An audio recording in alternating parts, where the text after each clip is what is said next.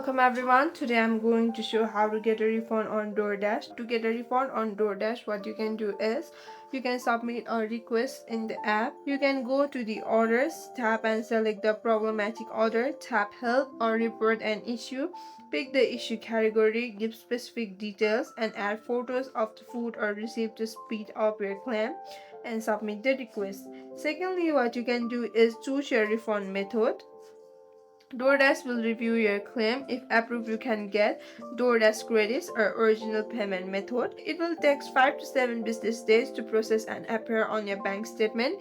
Thirdly, what you can do is go to your orders, tap and select start or return. Choose the items you want to return and the region.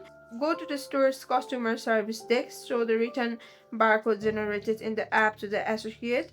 Confirm the return in the app. And lastly, you can use the chat with support feature in the app or call the DoorDash customer support line and see a live agent if talking to a robot. If you still have any questions, you can comment down below.